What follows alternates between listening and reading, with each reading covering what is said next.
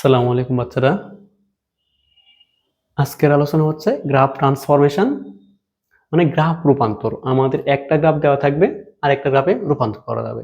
এখানে ধরে দেওয়া আছে আমাদের এস ভার্সেস টি এর গ্রাফ, আমাদের আঁকাতে হবে কি ভি ভার্সেস টি এবং হচ্ছে আমাদের কি এ ভার্সেস টি। আমরা দেখি সিরিয়ালে এখানে হচ্ছে এস ভার্সেস টি, এই গ্রাফটা হচ্ছে আমাদের সমবেগের গ্রাফ। এস ভার্সেস টি আমাদের কিসের গ্রাফ? এটা আমাদের সমবেগের গ্রাফ। তাহলে আমাকে হচ্ছে ভি ভার্সেস টি এর সমবেগের গ্রাফ আঁকাতে হবে। তো আমরা জানি হচ্ছে ভি ভার্সেস টি যদি হয় এক্স অক্ষের সমান্তরাল হলে সেটা সমবেগ বোঝায়। তাহলে আমাদের কি করতে হবে? এটা এক্স অক্ষের সমান্তরাল করতে হবে। আচ্ছা, পরবর্তী দিক এ ভার্সেস টি এ কি আছে আমাদের? টি, মানে ত্বরণ ভার্সেস সময়ের গ্রাফ। এখানে কি নির্দেশ করতেছে? সমবেগ। সমবেগ যদি হয় তাহলে ত্বরণ কি থাকে? ত্বরণ হচ্ছে থাকে না। তাহলে ত্বরণ না থাকলে ত্বরণ হচ্ছে আমাদের শূন্য। তাহলে আমাদের গ্রাফটা কি হবে? একদম এক্স অক্ষের উপর দিয়ে যাবে। কোন দিকে যাবে? এক্স অক্ষের উপর দিয়ে। আচ্ছা, পরবর্তী আসে, এইটা আমাদের মনে হয় ঢাকা বোর্ডে আসে একটা কোশ্চেন, ভি ভার্সেস আমাদের টি এর গ্রাফ। ভি ভার্সেস কি আমাদের? এটা টি এর গ্রাফ।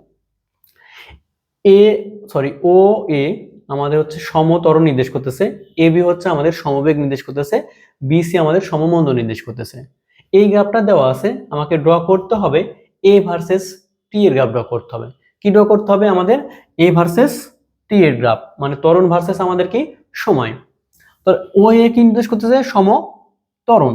তাহলে সমত্বরণ হলে আমাদেরকে এই পাশে ত্বরণ দিয়েছি, তাহলে কি হবে? আমাদের এক্স অক্ষের সমান্তরাল হবে। কত দূর পর্যন্ত হবে? আমাদের এ বিন্দু পর্যন্ত। আমরা কি দিলাম? এ পর্যন্ত দিলাম। এ বি আবার কি নির্দেশ করতেছে? সমবেগ। যদি সমবেগ হয় ত্বরণ হয় শূন্য, তাহলে আমাদের এ পয়েন্ট আসার পরে আমাদের ত্বরণ কি হয়ে যাবে? শূন্য হয়ে যাবে। কত দূর পর্যন্ত চলবে?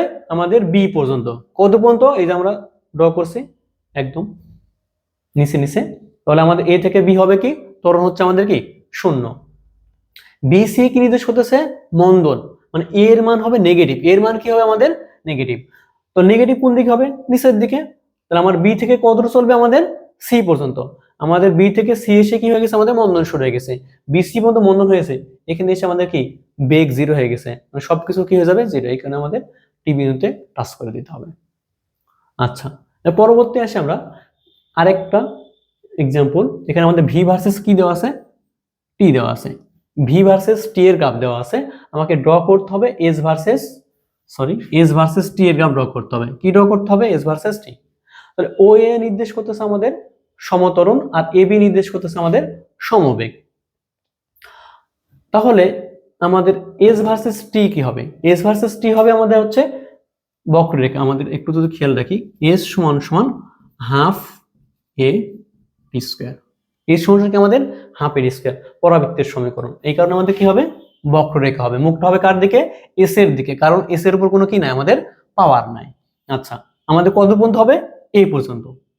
এ থেকে বি কি নির্দেশ করতেছে?